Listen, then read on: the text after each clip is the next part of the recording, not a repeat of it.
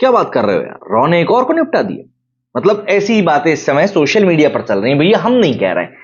दरअसल पाकिस्तान में एक और आतंकी को गोलियों से भून दिया गया और यह आतंकी भारत में मोस्ट वांटेड भी था। अभी कुछ दिनों पहले एक और ऐसे ही आतंकी की वहां पर हत्या कर दी गई थी। एक आतंकी के बेटे को किडनैप कर लिया गया। दुनिया के कई सारे देशों में इस समय ऐसी चीजें चल रही हैं जिनमें कि हम ये बोल सकते हैं कि भारत के खिलाफ काम करने वाले लोगों का इस समय समय ठीक नहीं चल रहा है। कनाडा के साथ जो हमारे संबंध बिगड़े, निज्जर की हत्या, वो भी कुछ इसी मामले में आती। तो ऐसे में काफी सारे केसेस चल रहे हैं और ऐसे में सोशल मीडिया पर सब लोग यही कह रहे हैं कि भैया बधाई हो, रॉ ने फिर एक काम किया है। अब जाहिर सी बात है आपके मन में भी कौतूहल आ ही गया होगा कि भैया क्या हुआ है। तो पाकिस्तान में छिपकर बैठे भारत के एक और मोस्ट वांटेड आतंकी की हत्या हो गई है। इस आतंकी का नाम दाऊद मलिक बताया जा रहा है, जो कि वैश्विक आतंकी संगठन जैश ए मोहम्मद के सरगना मसूद अजहर का करीबी है। जैश ए मोहम्मद के अलावा दाऊद मलिक लश्कर ए तैयबा का संस्थापक भी था। वो लश्कर ए झांगची से भी जुड़ा हुआ था। बता दूं कि पिछले कुछ समय से पाकिस्तान में छिपे भारत के मोस्ट वांटेड आतंकियों की हत्या का सिलसिला जारी है। अभी हाल ही में शाहिद लतीफ नाम के एक आतंकी की हत्या कर दी गई थी।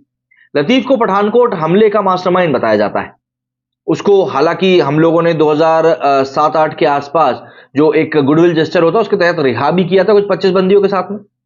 वहीं दूसरा आतंकी आईएसआई का एजेंट मुल्ला बहौर उर्फ होर्मुज, उसे भी अज्ञात लोगों ने ही गोली मारी। दरअसल भारत में आतंकी गतिविधियों में वांछित कई आतंकी पाकिस्तान, कनाडा एवं अन्य देशों में छिपकर बैठे हैं और पिछले कुछ समय से पाकिस्तान ही नहीं बल्कि कनाडा और ब्रिटेन में छिपकर बैठे आतंकियों की किन्हीं कारणों से या तो हत्या हो गई है या वो मर गए। खालिस्तानी आतंकी हरदीप सिंह निज्जर की हत्या के बाद तो भारत और कनाडा के संबंध भी खराब हो गए। पाकिस्तान के उत्तरी वजीरिस्तान में दाऊद मलिक को अज्ञात बंदूकधारियों ने गोली मारकर मार दिया।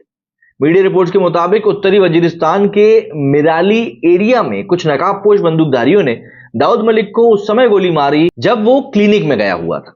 नकाबपोश वहां पहले से ही उसका इंतजार कर रहे थे, मतलब उनको पहले से पता था कि वो बंदा यहां आने वाला है। पुलवामा हमले के बाद जब भारतीय सेना ने पाकिस्तान के बालाकोट पर एयर स्ट्राइक करी थी, तब दाऊद मलिक वहां मौजूद था, लेकिन वो बचकर भागने में कामयाब रहा था। ये सभी आतंकी पाकिस्तान के कुख्यात एजेंसी आईएसआई की हिफाजत में रहते हैं। इसके बावजूद ये निशाना बनते जा रहे हैं और ये पाकिस्तान के लिए काफी टेंशन बढ़ाने वाली बात भी। इससे पहले मारा गया आतंकी शाहिद लतीफ पाकिस्तान के गुजरावाला का रहने वाला था। उसे अज्ञात हमलावरों ने बहुत करीब से गोली मारी थी। साल 2016 के पठानकोट हमले का मास्टरमाइंड शाहिद लतीफ आईएसआई से खास ट्रेनिंग भी लेकर गया था। लतीफ को आतंकी संगठन जैश ए मोहम्मद ने सियालकोट सेक्टर के प्रमुख की जिम्मेदारी भी सौंप के रखी।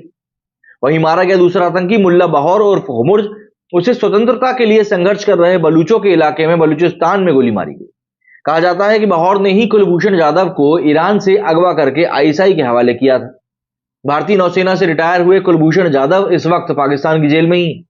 उससे पहले पिछले माह लश्कर ए तैयबा के प्रमुख हाफिज सईद के करीबी अबू कासिम को रावलकोट में गोली मारी गई थी। खालिस्तान कमांडो फोर्स का दुर्दांत आतंकी और भारत में मोस्ट वांटेड परमजीत सिंह पंजवाड़ की भी पाकिस्तान में अज्ञात लोगों ने ही मारकर हत्या करी थी। जैश का खूंखार आतंकी जहूर मिस्त्री की भी हत्या ऐसे ही हुई। जहूर मिस्त्री कंधार विमान अपहरण जो कांड हुआ था और उसमें शामिल था। वहीं आतंकी बशीर अहमद मीर उर्फ इम्तियाज आलम को रावलपिंडी में गोली मारी गई। हिजबुल मुजाहिदीन ने उसे लॉन्च पैड संभालने की जिम्मेदारी दी थी और वो पाकिस्तान से जम्मू कश्मीर में घुसपैठ कराने के लिए काफी कुख्यात था।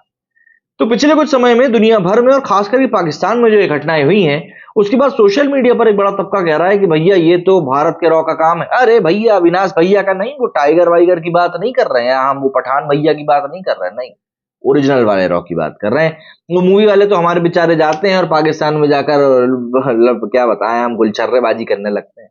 तो वो लोग नहीं, वो लोग नहीं, अपने जो ओरिजिनल रॉ एजेंट्स हैं उनके बारे में ये चीज कही जा रही है। खैर, भारत सरकार इस पूरी बात का खंडन करती है। भारत सरकार का कहना है कि उनका इस मामले में किसी प्रकार की संलिप्तता नहीं है और इनके ऊपर लगाए गए सभी आरोप पूरी तरीके से निराधार हैं।